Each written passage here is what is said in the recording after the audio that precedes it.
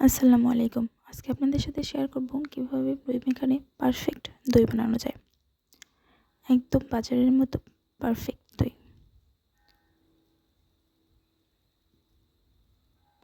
তার জন্য আমি প্রথমে নিয়ে নিব 1 লিটার দুধ।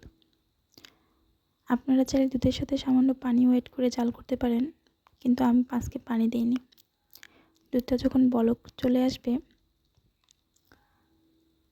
তখন আমি দিয়ে দিব পরিমাণ মতো চিনি। যে যার টেস্ট মতো দিতে পারেন। আমি মিষ্টি কম খাই তাই একটু কম দিলাম। এখন নেড়ে চেড়ে মিশিয়ে নিতে হবে।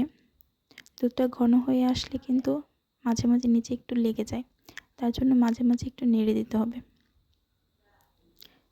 দুধটা আমি প্রায় 40% মতো জাল করে শুকিয়ে নেব।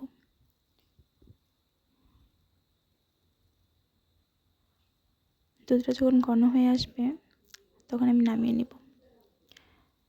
নামিয়ে নেড়ে চেড়ে এটাকে কুসুম গরম করে নিতে হবে। আর খেয়াল রাখতে হবে যেন দুধের সর না পড়ে।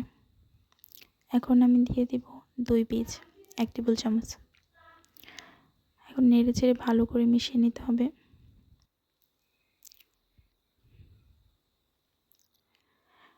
এখন আমি নিয়ে নিব একটা দই মেকার। এটাতে 1 লিটারের মতো দই পাতা যায়। এখন আগে থেকে জাল করে দুধটা দিয়ে দিব। চেষ্টা করবেন একটু উঁচু থেকে ঢালতে, এতে করে বাবল তৈরি হবে।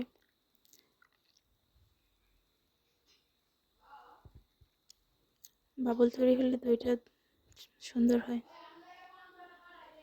এখন ঢাকনা দিয়ে ঢেকে দেব। ঢেকে দিয়ে সুইচটা অন করে দেব আর রেখে দিব 4 ঘন্টা। 4 ঘন্টা পর পারফেক্ট দই তৈরি হয়ে গেছে। দেখুন, এখন আমি এটাকে নর্মাল ফ্রিজে রেস্টে রাখবো 1 ঘন্টার জন্য। এই তো 1 ঘন্টা পর পারফেক্ট দই আপনাদের কেটে দেখাচ্ছি কতটা পারফেক্ট হয়েছে।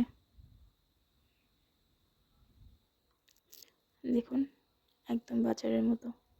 আমার এই রেসিপিটা আপনারা ফলো করলে খুব ইজিলি পারফেক্ট দই বানাতে পারবেন। আর হ্যাঁ, সারা রাত যদি দইটা মেকারে রেখে দেন তাহলে কিন্তু দইটা একটু টকটক হয়ে যায়, তাই চেষ্টা করবেন 4 ঘন্টায় রাখার জন্য। আল্লাহ হাফেজ।